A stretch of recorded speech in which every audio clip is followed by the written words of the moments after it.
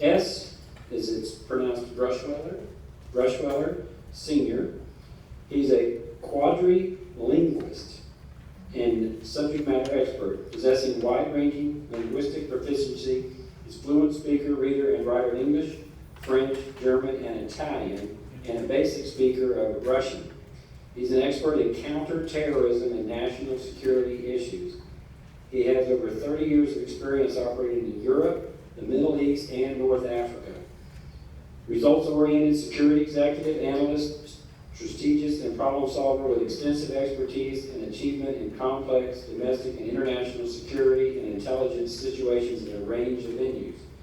And with that, I will bring up Mr. Bruschweiler. Thank you.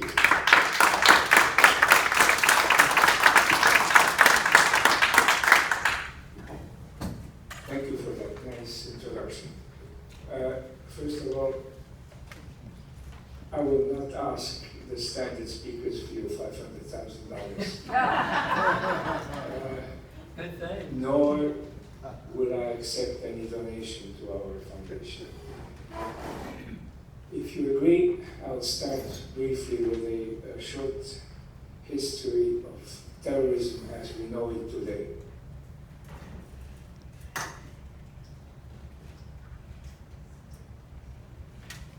It all started in Moscow in the 1960s. At that time it was called the Government People's University. It was renamed on February 22nd, 1961, the People's Fight for Independence, Patrick Lumumba. You will be surprised by the notables who graduated there. First of all, in importance, Ilse Ramirez Sanchez, known as the Carlos the Jackal. He is right now in jail in Paris. Our dear friend Mahmoud Abbas, who is the chairman of PLO and president today of the Palestinian Authority. The others are less known, like Porfirio Robo, known as Pepe Robo. He was the ex-president of Honduras, and so on. This is just to show you where and when it started.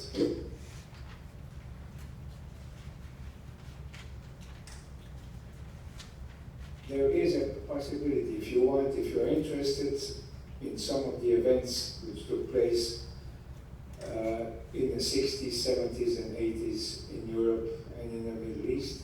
I'm willing to talk about it, but I think that we should also concentrate on what is going on right now in our country.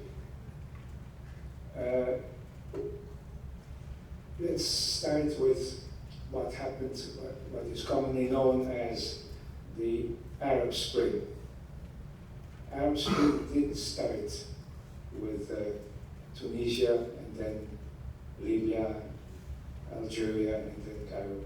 It started much earlier. The planning was done even before our dear friend Barack Hussein Obama was elected. As far as we can figure out, all this was planned by what I call the Gang of Chicago.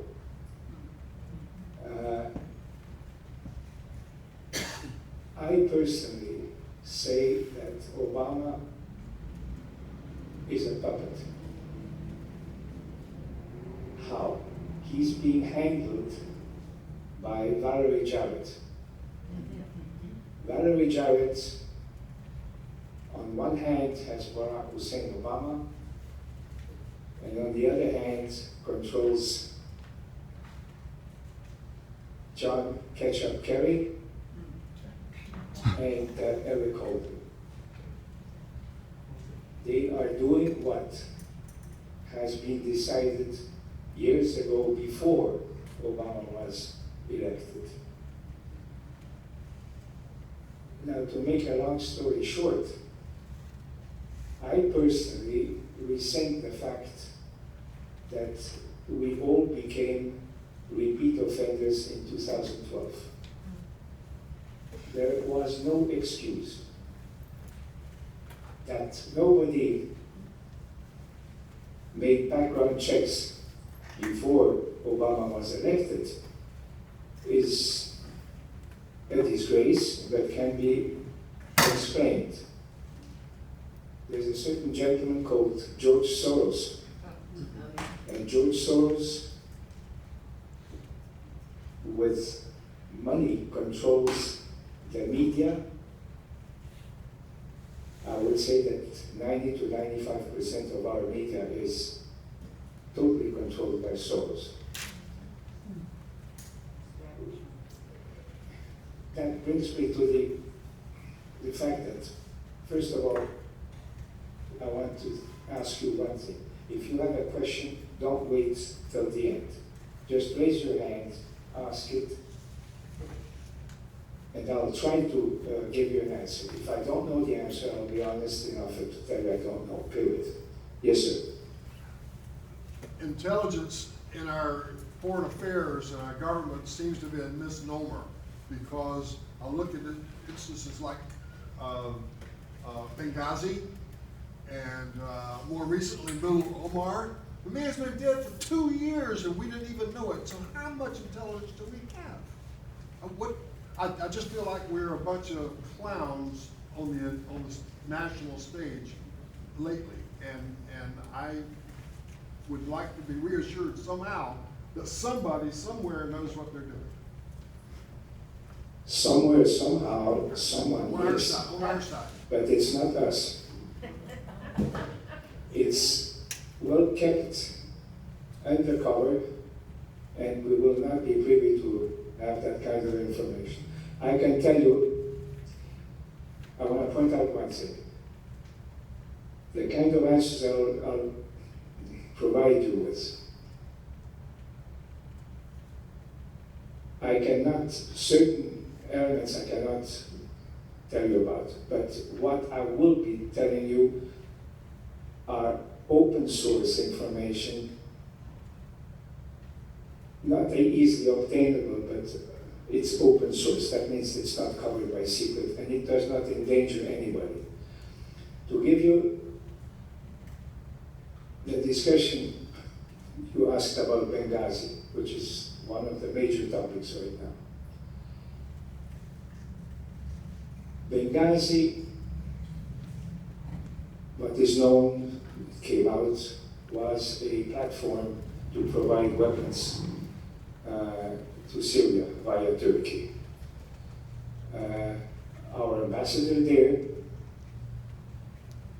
was, or had a dual role. He was working for the State Department and for the agency at the same time. To come to the fatal night,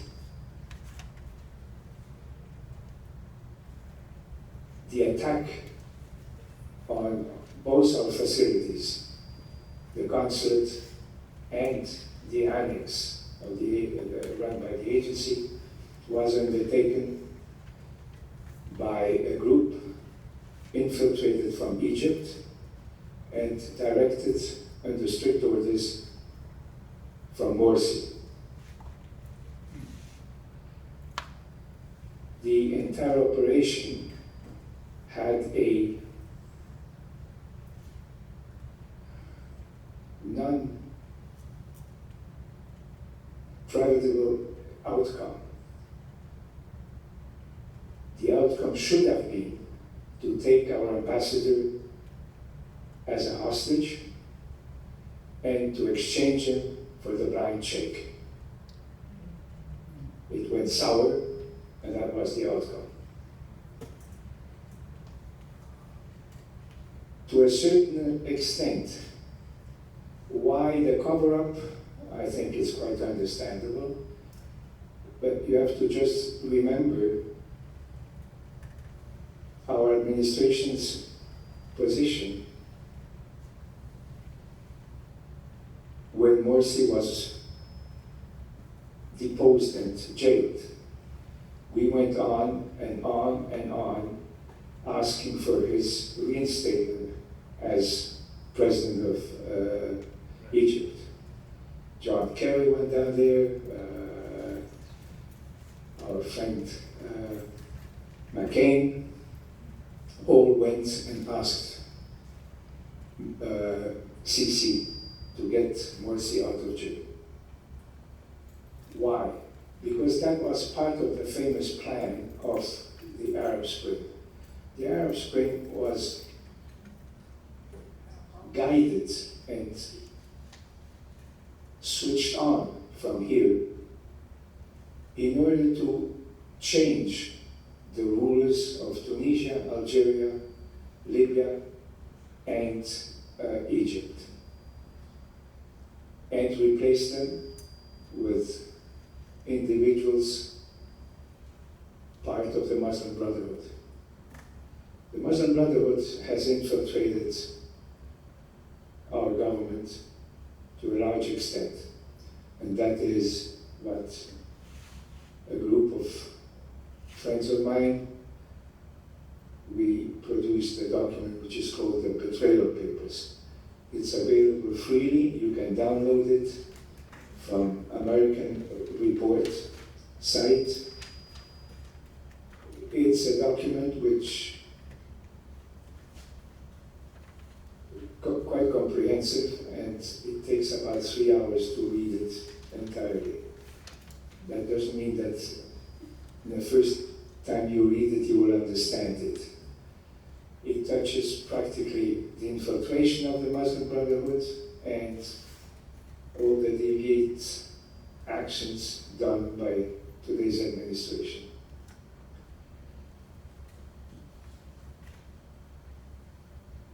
You have to understand, yes. Back to the media, I've watched and been very involved in the political and what's going on, neither here nor there. But I feel very strongly that the media knew what Obama was, but they didn't bring it out. They knew what Clinton was. They knew that Clinton was a womanizer. They didn't bring it out. They knew, and this is what upsets me, because I know they are controlled not only by source, but by the establishment, by the Council of Foreign Relations. They are, and this is what's upsetting. It's just like, God forgive me, Jeb Bush. There are things about him they should bring out, but they're not going to, because Okay, they want excuse me, where's the question? The question is, the media is the one that. But we covered that already. Let's go a step further. Yes. Were you part of SHAPE, sir, while you were at time in Europe? Beg your pardon? Were you part of SHAPE, Supreme High Court of College Europe? I didn't understand the question. Were you part of SHAPE in Europe? Shame. SHAPE. Yes, I worked with, yes. Ah, No, okay. Okay. That was just my question. Could you imagine you were in intelligence for 30 years? No, I worked with the intelligence in Western Europe, with Germany, England, France, Italy, Spain.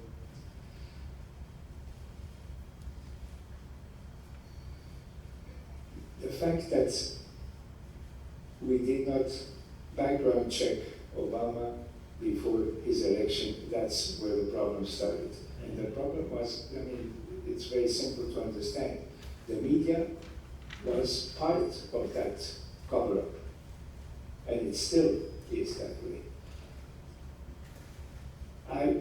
In order to give you the exact background of why that happened in 2007, 2008, we have to go back to what I call 1968, the flower people, the exit of Vietnam. From that moment on, I think that the entire spectrum of the political spectrum in the United States started to change slowly. It started out by taking over slowly, piece by piece, what I call salami technique, the media, and more important so, the academia. We have to understand that this is, I have personal experience with my daughter. She fortunately graduated, now it's over the whole thing. But the academia academia today, as far as I'm concerned, is creating and generating the next idiots. I'm sorry to say that. That's very simple. So our duty now is to change that back again. It's going to be very difficult and it will take time. It won't happen overnight, and it won't happen with one election. It will be a step in the right direction if we win 2016, depending who we manage to bring in the White House. Whoever, if it's going to be on our side, is going to have a hell of a job to put the train back on the right track. It usually, this kind of repair job, what I call, takes usually about 4 to 6 years. If everything works out all right. It's going to be a monster job. Now, coming back, yes? You mentioned this incident back in 1968. My question is this. I've been a life member for the National Rifle Association since then. And in 1968 is when they passed that draconian, whatever you say, gun law. 1968 is when they really started all this stuff. You had to sign for a box of 22 bullets even. I think they've done away with that. But in your experience, do you remember anything brought up at that time about the gun control thing? Because it seems to me it fits into the same picture. Disarm the people and you've got it. Yeah, but at that time it was very difficult because, I mean, you see the problem the nation was facing at that time was multifaceted. There was the flower movement, there was the return of Vietnam, all the movement against the military establishment, and the veterans suffered from that. But my question is, were you involved in that in any way? Did you ever hear anything, how this gun control issue was incorporated into that movement? You understand my question? Not that I can say, because you see, at that time I was in Europe, Okay. and in the Middle East. So for me, it's from hearsay and then coming back by having friends briefing me on that. But it's, for me, that's a little bit difficult.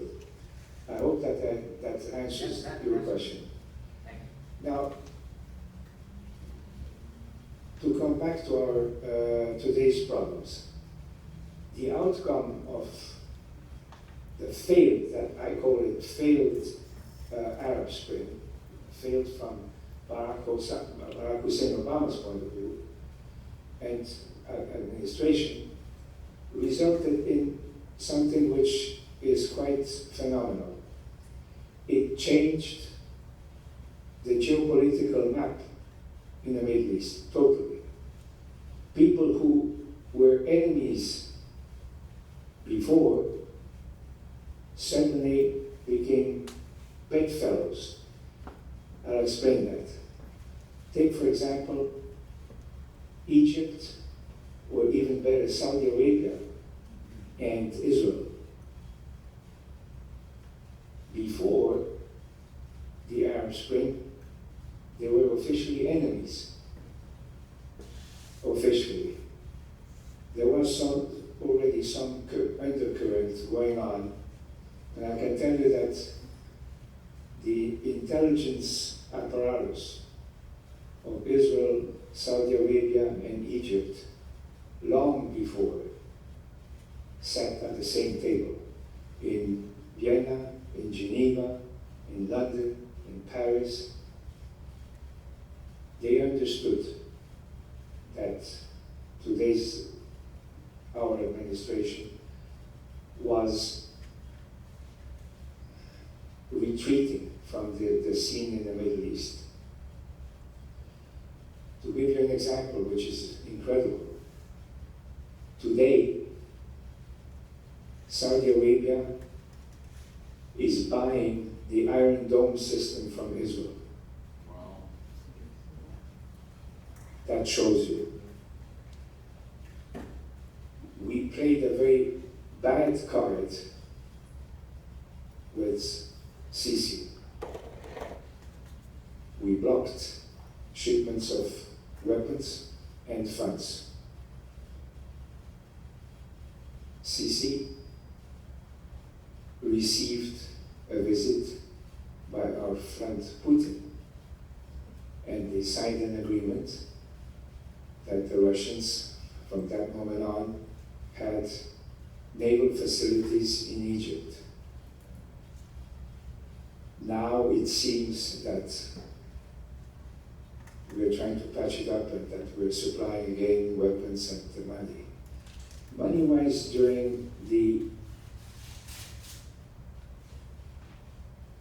revolt in Egypt, where Morsi, leading figure of the Muslim Brotherhood, Morsi was given 8 billion B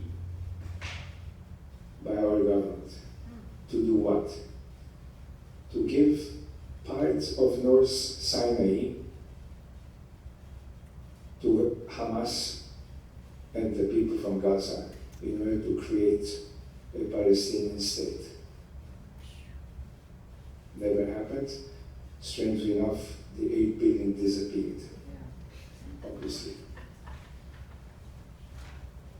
So now, today, after what I call we threw Mubarak under the bus, the various countries in the Middle East started to understand that they couldn't count on us any longer. And what they did then, they started, for example, you have to understand that Saudi Arabia has a huge problem. And we have to be extremely careful what happens in the near future with Saudi Arabia. Saudi Arabia, the royal family is Sunni. 70% of the population is Shiite. So therefore, the Shiite population in majority backs Iran. And this is where we have the problem in Yemen. Yemen, if everything goes all right, at the end of the day, we will be back to what we had long before. We had the North Yemen and South Yemen, with Sana'a and Aden. The one which will be on our side will be the south, with the capital of Aden, which is the most strategically important place, which controls the entry to the Red Sea. Saudi Arabia, because of the large population, Shiite population, had already for a number of years 70,000 soldiers from Pakistan in Saudi Arabia. So the royal family was paying Pakistan in order to keep those 70,000 soldiers to, officially it's in a police status. On top of everything, Saudi Arabia, years ago, that's not recently, bought nuclear weapons from Pakistan. Pakistan is still keeping those weapons they bought in Pakistan, but the ownership is Saudi. So therefore, we have already a new, let's call it a new nuclear state in the Middle East. The next one will be, according to the so-called agreement with Iran, will be the next one. If you want, I gave you some background on that famous Iran nuclear agreement.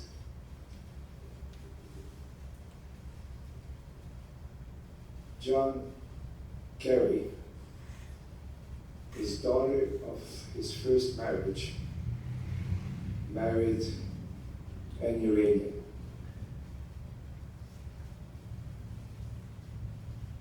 on top of everything, the best man to that wedding was the son of the Iranian chief negotiator.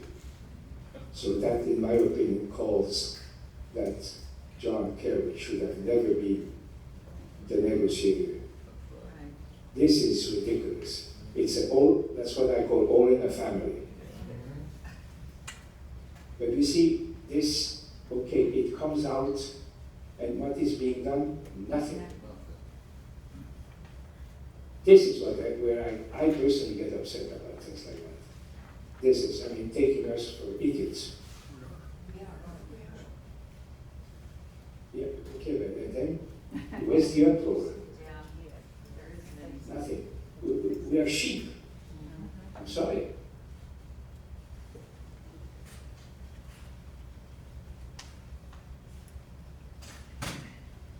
So what is the agreement, the so-called agreement? First of all, we should have had access to all the documents which were seized in the raid when we killed Bin Laden.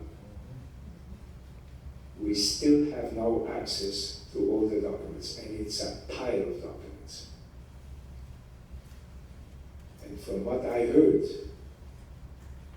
that's still open source, a lot of the documents pinpoint of the involvement of the Iranian government in all the problems we're having, starting with 9/11. Iran was involved.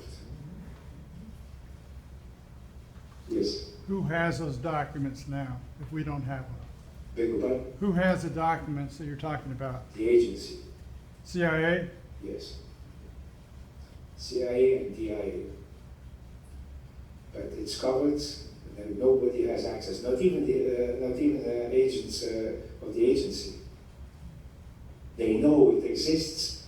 Some of them, yes, sir. You've identified a good many puppets. Beg your pardon? You have identified a good many puppets Yeah. all over the world and all over our government and all over these agreements and everything like that. Who is the puppeteer? Who? What? Soros is just one guy. He's The not puppeteer- smart enough. It's a much larger Is it picture that you have to bankers? look at. Is it bankers? You see, it is a religion. I hate to call Muslim a religion. It's not. It's a political party. But what the Muslims, the Shiite Muslims, are trying to re-establish a global caliphate. I have a friend who works in the Spanish Guardia, which is the Guardia Civil, which is the police, and he interviews people crossing from North Africa. And the first thing they say, we're coming back. Because remember, the caliphate went half of Spain, Andalusia. And for a Muslim, once you have been somewhere, it's theirs forever.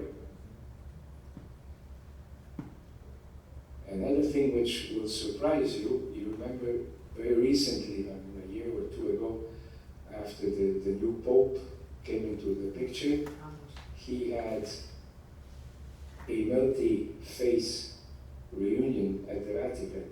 One of them was an imam.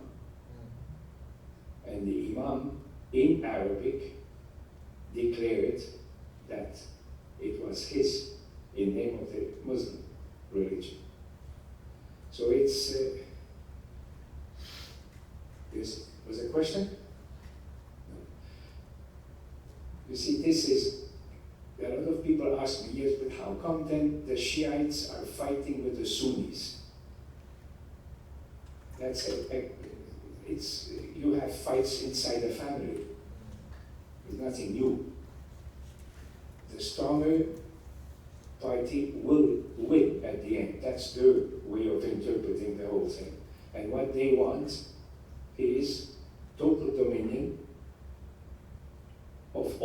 religions. According to them, there should be only one religion, Muslim.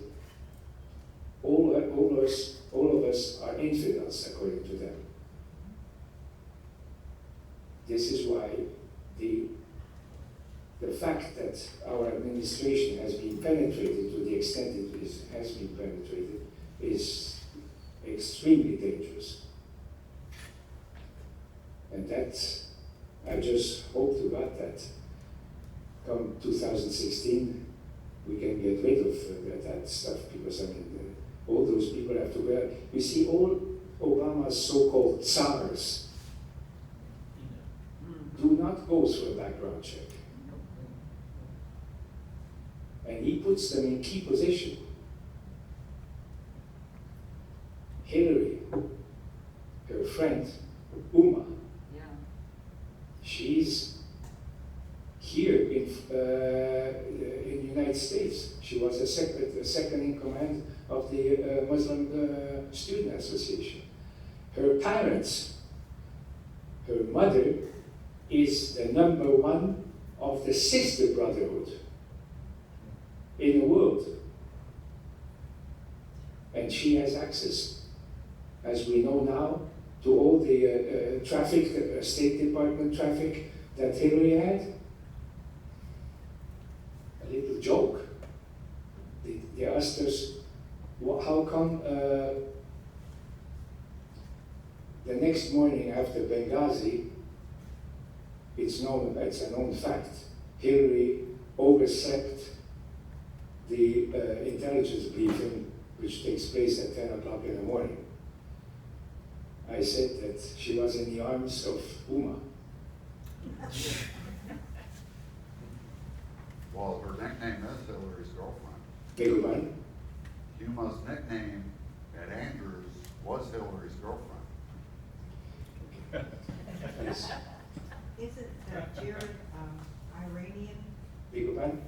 Jared, isn't she Valerie Jared, isn't she Iranian? Valerie Jarrett is origin, she was born in Tehran, yes, in Iran. Yeah, but you see, that is, it's a long story. You have to read in the materials paper that the whole, what we call the Chicago gang. It's mind-boggling. Yes? A lot of us here know a lot what you're saying. Is there anyone in our government who we can count on knows enough what you're talking about to do something about it? And what are they doing and why not? Whoever tries to do something, and they have been Like individuals, they have been immediately fired. Yeah. Why do you think that the armed forces today are at the level of 1949? All the good brains and good people have been eased out, dehired. The moment you do not play the music according to the administration, you're out. This is today's reality, unfortunately. And this is why, and this is not only in the armed forces, in the intelligence community, in everywhere. It's all the same picture. Then we're living in a terrorism, I mean, we're not free. Now, we're living in practically under a dictatorship. Right. The administration has absolutely no regard to the Constitution. For the Constitution, for them, it's a piece of paper. Has absolutely no value. And unfortunately, nobody is in a position to challenge that. Whenever there is a little rumor that it will be challenged, out. Examples are, yes? Can our congressmen or senators do anything about this? Beg your pardon? Can Congress or the Senate do anything? I mean, The only way we can put the house in order is to get rid of most of them. yeah, but okay, but you see, we have to do it in what I call a democratic way, through the vote. So therefore, this is why 2016 is crucial. This time it's really crucial. There is absolutely no fooling around. But there is one thing which I would strongly recommend, and I know that I surprise people when I say that. When we start to select candidates, vet them, background check everything. Once satisfied, you sit down with him and you tell him, you are going to sign a pledge that if and when you are elected and you go either to Tallahassee or to Washington, you're not going to change. Yeah, good luck. I'm sorry. Yeah, but okay, but this is the solution. Good. Sure, yeah. Because you see, the moment they arrive in Washington, at the beginning, they try to make some waves, then the big guns come and say, hey, come on, don't rock the boat. You're gonna get a piece of the cake, you're gonna be quiet, and that's it. Today, it's all money, money talks. Yes? I just can't believe, I believe that there's a large part of the puzzle missing that we just don't know. An 8th century culture, like the Muslims today, have overtaken a country that landed a man on the moon, most highest technology. I just cannot believe that they could, living in a cave, thinking like cavemen almost, with their violence and that we could just lay down and let them roll right over us unless there's something we don't know. There's something going all the way back to McCarthy. McCarthy said the government was taking over. I think he was right. And then we refused to win the Korean War. First we had the Soviets trying to take over, and then we had the Muslims. And how we, to fight that? We refused to win the Korean War, the Vietnam War, and we just, something happened back Okay, there. talking about wars, I hope not to offend anybody. But I say, the only way you enter into a war is to win. Yes. Hold. Today, the last time we won a war was World War II. All the rest afterwards, to win a war is total surrender. Sign on a piece of paper and apply it. All the rest, all those internal intrigues, machinations, the left, right. Take the best example now with the Iranian nuclear agreement. Yes, but we have special agreements done by Vienna, the International Atomic Energy Commission, which are totally secret. What kind of agreements are that? And we accept that. And now yesterday he threatened the Senate, if they don't vote in favor, Israel will be on a chop. This is today's what is going on. This is why, in my opinion, I repeat myself, the next elections are crucial. You see, it's going to be what I call a clean revolution. We have to go through that. Because people tell me, yeah, but you can't go like this. It's a democratic, first of all, democracy was invented by the Greeks. And democracy is not one man, one vote. Let's be very honest. The Republic. Okay? Republic.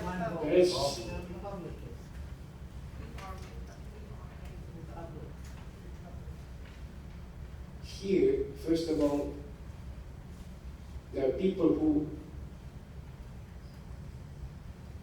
falsify elections. One. And nothing is being done about it. Today, I hope that you won't be offended. I picked up a speech given by Jeb Bush in Spanish, in which he said, I'm talking about 6 days ago, he said that if elected, he will grant amnesty to 10 million illegals.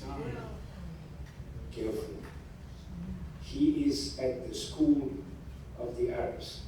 Yasser Arafat was a specialist in that. He gave us, in English, a fantastic speech. Oh, great, this and that. The same speech in Arabic was exactly the opposite. So I wouldn't like that Arafat was a good teacher. There's nothing to do, I'm not attacking here, Jebos. Go right ahead. We don't mind, please do. Please do. Expose that. Let me tell you, Yes. I've been a member of the Tea Party, and we marched, we paraded, we did many things, and we were very successful in 2010. We were so successful that they were afraid, and what was it? It was the American people taking back their government. It was every race, every religion, every financial group. It was Americans. The only thing they had in common was that they wanted their country back. And what did they do? They assassinated us with religious fanatics, Nazis, blah, blah, da, da. And when that didn't work, what did they do? They brought out the big guns, the IRS. And that stopped us in the 2012 election. And how do you fight that? You see, that's one side of the problem in 2012. The second is more dangerous. They're more dangerous. No, at 2012, we got both sides. We had them. And what did we do? Nothing. Nothing. They voted again of what the promise was. Yeah. I call that prostitutes. I'm sorry. What did they do in 2012? They didn't do what when we got. We got the Senate and we got everything. And then whenever Obamacare was voted in, everything was voted in, but was again promised, no, we're going to raise hell. Raise hell what? It was Republicans in the Senate and the Congress that were Tea Party members that they. Those are rhinos. Yeah, I know There's that. more to the picture, but there's Establishment. something missing. What are we missing? Money. Honesty. Honesty. The money's gonna run out. Yeah, well, not for them. Well, not right. Yeah, that goes on ad infinitum. Let him talk. Look, just try to figure out the amount of money those people made since 2012. Yes. Are the members of the Bilderberg group controlling things? Of course. Of course. Yeah.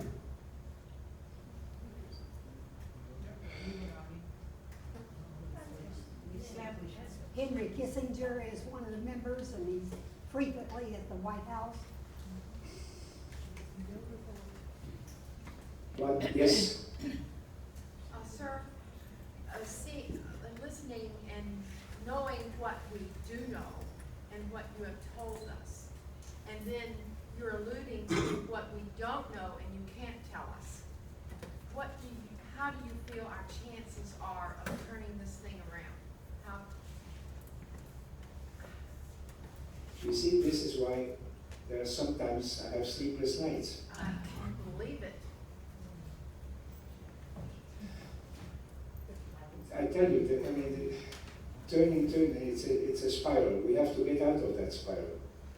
And the only way is to put all our efforts from now on in order to be on the winning side for 2016. There's absolutely no other solution. Yes. We voted, and the Republicans took over the majority in both houses, and what have they That's what done? I told Nothing. you. That's what I told you before.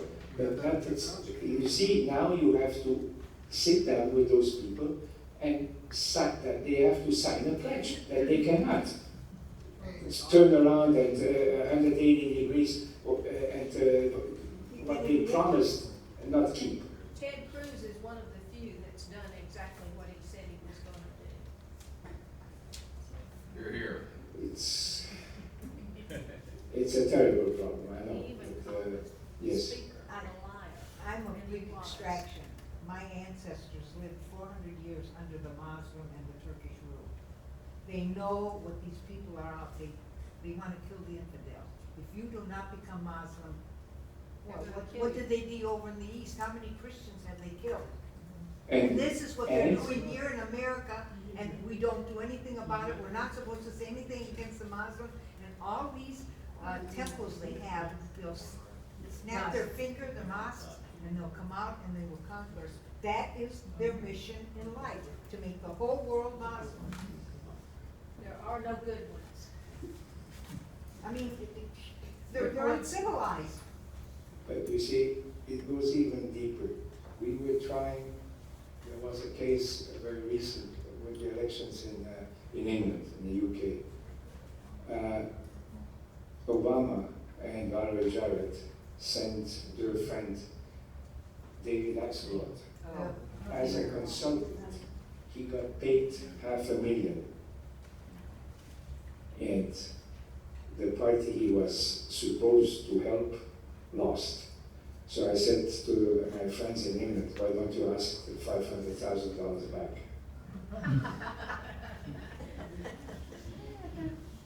You see, if it goes on like this, I think that the UN is another problem we didn't touch up now. But in my opinion, it's a monument to hypocrisy, and will have the same finale as the League of Nations.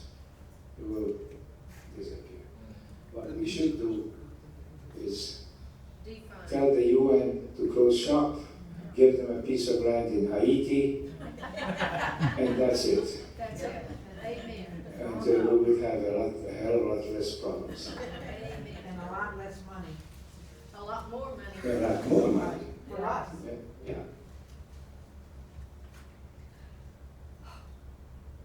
So what subject would you like that we touched on? I think we did almost 180 degrees. Yes? What's your thoughts on the different contenders for your particular party who might be the best, can do the best job at this point? I won't touch that.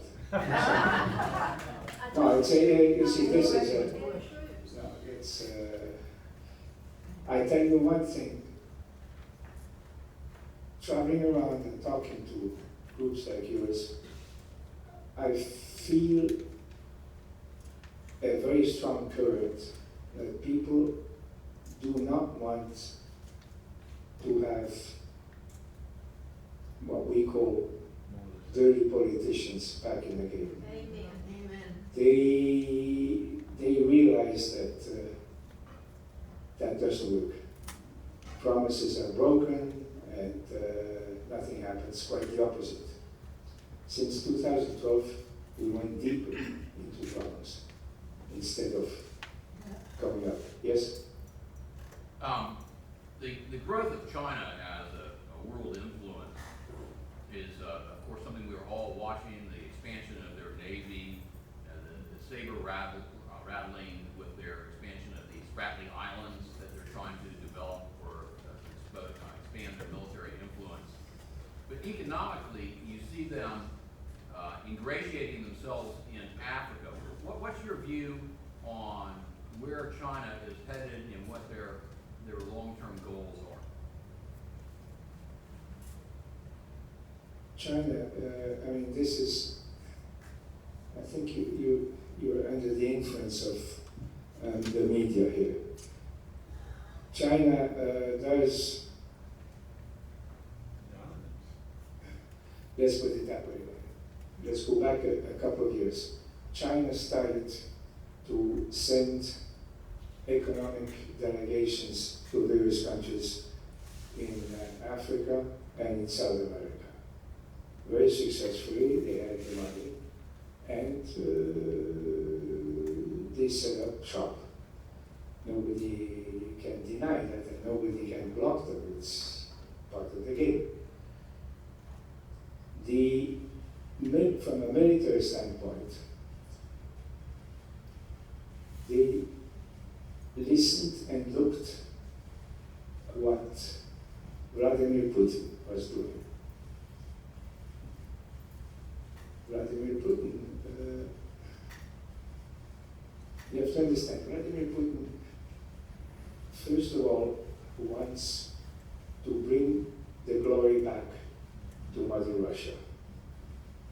And I'm sorry, that's his desire, and he does it. Now, that he finds that we do not react, then he says, okay, I go on. That's exactly the same step now China is doing in the South Sea. You see, today, we're the laughing stock about it. Nobody takes us seriously. Remember when Obama and John Kerry said the red line in Syria will be red line passed, nothing happened. Ukraine, red line passed, nothing happens. So therefore, I mean, you cannot blame the other side. If we would be on their side, it would be the same thing. I'm sorry. And this is why I said the geopolitical situation in the entire Middle East has totally changed. It's finished. I mean, we don't count there. They don't listen to us. They have nothing to take. One of the worst examples recently was the day when that Jordanian pilot was in a cage and burned. That day, King Abdullah was in the White House asking for weapons. His request was denied. Now, do you expect that a country like Jordan and Jordan is one of our most valuable allies in the intelligence area. They do things which we can just dream about. And this is the kind of answers we gave to them. Yes? The question, but with the Jordanians especially, the majority of their population has sided with ISIS. And that's the confusion that I'm having is, on the one hand, you have ISIS fighting Iran, Iranian generals now in Iraq fighting ISIS too, and now we're involved with agreements with Turkey to fly to Insular Air Base to bomb ISIS. I mean, what is really going on there? I mean, it's not black and white, I understand that. But they're all, I mean, to me, they're all evil and they should all just be wiped out, period. But the reality is Turkey is a slightly different problem. Turkey does not want to have a Kurdish country. That is out of question from their point of view. We do not have a clear conscience with the Kurds. We betrayed them on and on and on. Now you have to understand, a lot of people tell me, okay, Iraq. Iraq is a lot of the countries in the Middle East are artificial countries. They were created after the end of the Ottoman Empire by clowns sitting down in Paris and in London, having never been in the Middle East, and just drawing on a map straight lines. I can give you examples out of personal experience. Villages separated on one side, one country, and on the other side, another country. So it's out of question. Coming back to Iraq. Iraq, the area, the geographical area we call Iraq, is composed of 47 tribes. To give you as an example, Libya has 3 tribes, and we have a problem. They do not, when we march in here and we tell them, oh, we have to have democracy. First of all, for them, democracy is an empty word. They don't understand it, they don't want to understand it. That's not the way they're being used to live. So therefore, it's alliance to the strongest body, the strongest shape, call it whatever you want. That was the case, for example, with King Idris. I was in Libya I was in Libya 2 weeks before the overthrow by Gaddafi. King Idris was sick, went to Athens for surgery, and that little colonel Gaddafi took that turn and jumped and made a revolution and took power. And from that moment, but he obtained the alliance because he represented the strongest tribe. We, at that time, I remember, we are still, the son of King Idris is still alive, lives like a pasha either in Paris or somewhere here in the United States. He never will be able to get back because he doesn't carry any weight. Iraq, Saddam Hussein was the strongest man. And that's how it's a political state. It's a policy state. You keep the population under check. You cannot walk in there and tell them that they have to have normal elections and one man, one vote and things like that. They don't understand it, and they don't want to understand it. That's the problem that we have to, yes. For that reason, I don't see how they, as a culture, can come over and take over the United States. It's done with under the umbrella of the religion. Muslim is not a face; it's a political party. Right, right. And the guy who calls the shots is the guy who sits in Tehran. We did. Let's go back.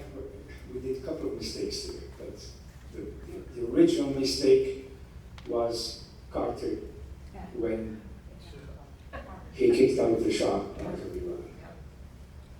With a stupid excuse. I mean, that's only peanut Carter can do things like that. The council did that. Okay, but then the second mistake, the West, I consider myself part of the West. The second mistake was when we listened to what the French told us, that Khomeini is a good man, he's a religious man, you let him go, he's completely on our side, you will see everything will cut all right. He goes back, what do we have? The embassy are overrun. For over a year, we had hostages. So you see, with Iran, two mistakes, one after the other.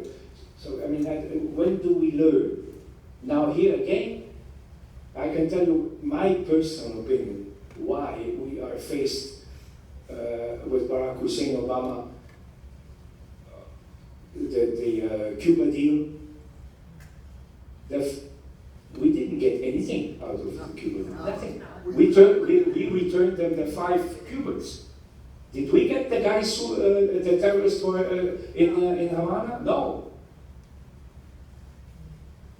So he wanted that in his legacy. In the history books, that's going to be nice. Second is going to be the Iran deal.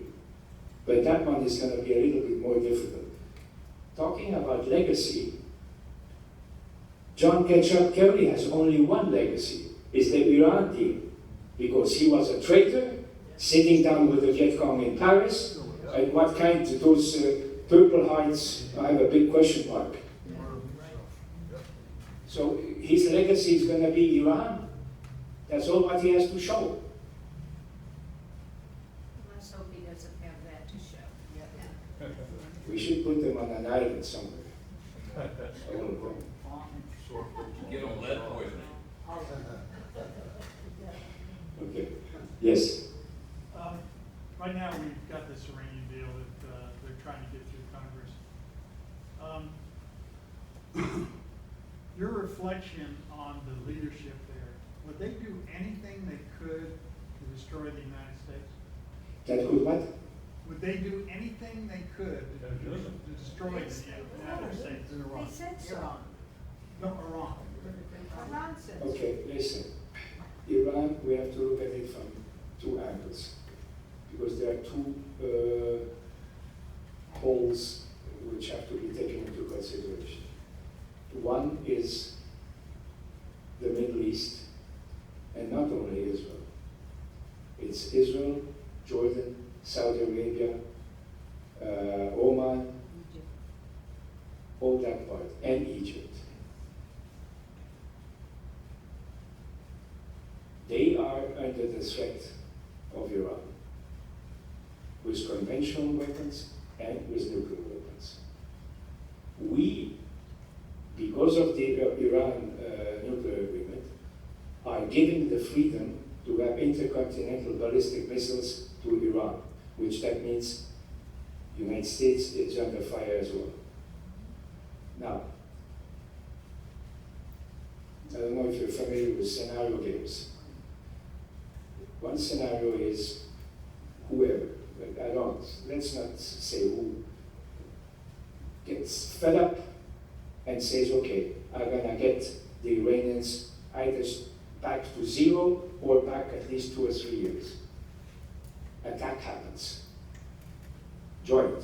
Because before, long before, years ago, people were saying, oh, but Israel can't do that on its own, it's so far away. And I can tell you that that is long, passé, past history.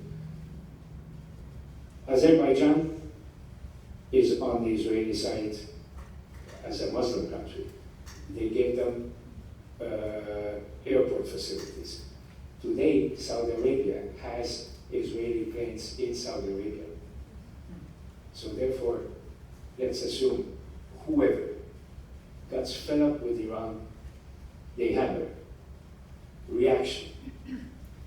Iran obviously will hammer missiles to Israel, to Jordan, to Saudi Arabia. In Saudi Arabia, we have US servicemen. Now, people tell me, oh, but the United States won't help. Just imagine, in the news, Fox News or CNN, 8,000 servicemen killed. You don't react. Willing or unwilling, you're gonna do. So that once the whole Middle East explodes. Marine barracks. Yes. But I guess my question is this. Some people say this is crazy kind of thing. But did you read the report that there was a group of people that Congress put in right after 9/11 to research EMP weapons and how that would affect the infrastructure in the United States? Have you read that report? Okay. Then, if Iran, they don't have to have intercontinental ballistic missiles. All they have to do is have 2 Scud missiles on each side of our coast, sent off 2 nuclear weapons above the United States, never hurt anything citywide.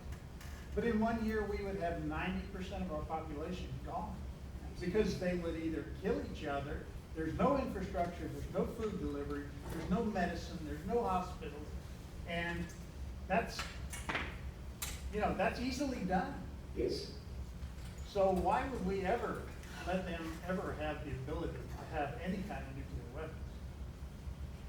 That's exactly what the question was to begin with, and that the Israelis tried to make that the question understood, but people didn't want to understand it. Yes. Back to Turkey for a moment. With the Muslim Brotherhood now in charge of both the presidency and the parliament, is the military junta being taken apart? Because I know Turkey used to have the military power, political power, and then there was a civilian power. Whenever they got out of whack, the military came in and slapped them back upside the head. And I'm hearing that's no longer the case. The Iranians don't need a structured armed forces like you tried to explain, or like what we have. They work with independent, what I call independent agents.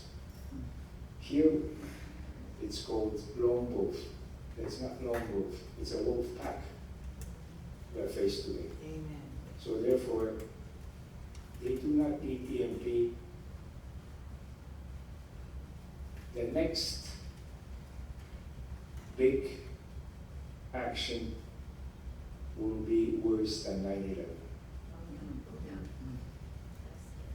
I'm saying that because the small actions like we are faced today, like we're practically on a weekly basis,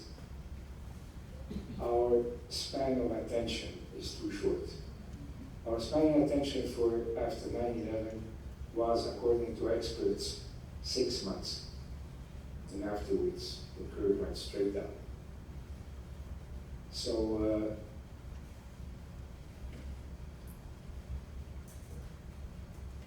again, try to understand. I'm not trying to offend anybody. After 9/11, we should have done what we did after Pearl Harbor. Yes. Yep. No. That's not called concentration camp, it's not called prison, it's called Win a some war. sort of a camp. You win a war.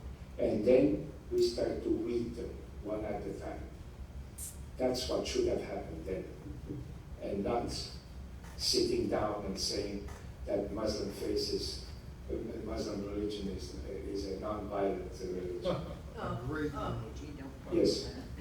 What do all of the people, including Valerie Jarrett and all of those who are tearing our country apart from their level on up, where do they think they're going to be when we are destroyed? I mean, what do you think their plan is? If they hit Chicago, they'll get a lot of them, and DC, but what is their plan?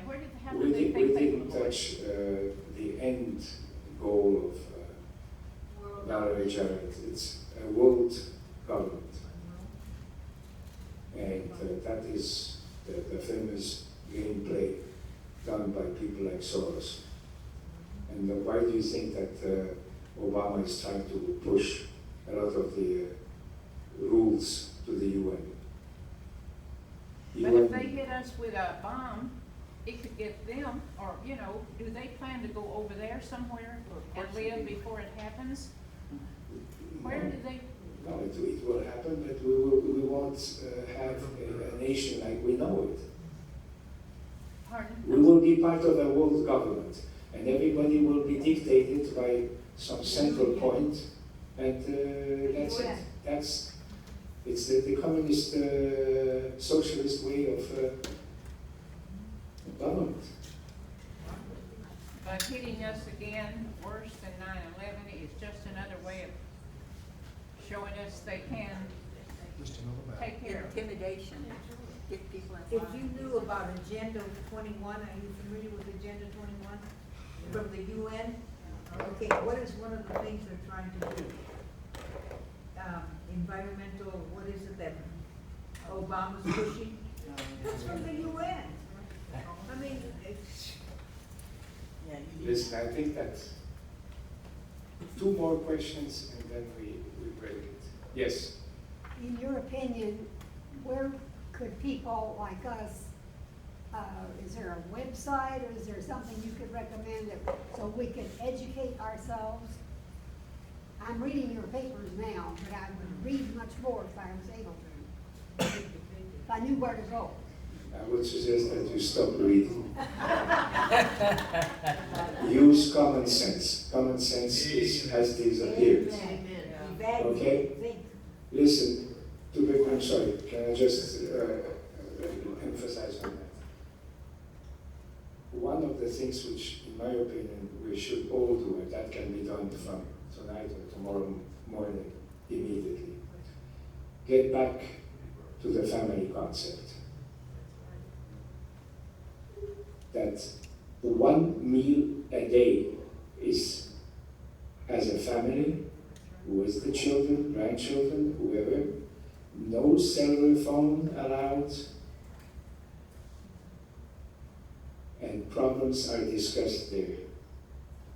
I had that applied years ago in our family, and that's how I discovered the disgrace of the infiltration of the academia, because my daughter one day came back and she said, "Daddy, I heard something at school which is exactly the opposite of what I hear at home." I didn't pay any attention. And a couple of weeks later, she comes back and then she says, "Daddy, you have to listen. This is what I heard." I said, "What? What lesson was that? What subject was that?" "History." I said, "Okay. Give me the name of your teacher." She gave me the teacher name. Background check. ex-Air Force intelligence officer, complete leftist. That is what the academia is today. I went to and faced him. He said, "Oh, but you're small-minded. You have to open your mind." I said, "Yes, I open my mind, and I don't like what I see." A couple of weeks later, he said, "Oh, I'm gonna bring a study trip to YMCA." I'm sorry, I mentioned that I should not have mentioned with you. Okay, YMCA at that time was under very bad light in Israel with Gaza, because what they did there is unacceptable. So I said, my daughter is not going to be part of it. She's not going to YMCA. I'm sorry. "Oh, you're still small-minded." "Yes, and I'll stay that way." Okay, one more question and then finish. Yes. I just wonder, I know you're talking about moral situations, but what about our money situation in this country? Is the dollar gonna stay with us? Is that, You saw what happened in 2008, 2009, the cracker movements. That has, in my opinion, very little to do with politics. That's greed multiplied by 400. And there is no law which can block those, because, I mean, they are always one step ahead, technically speaking, on us. What good your money gonna do if you're not free? I hope that I did not give you nightmares. I'm afraid you did. We have. You had them before, okay. All right, thank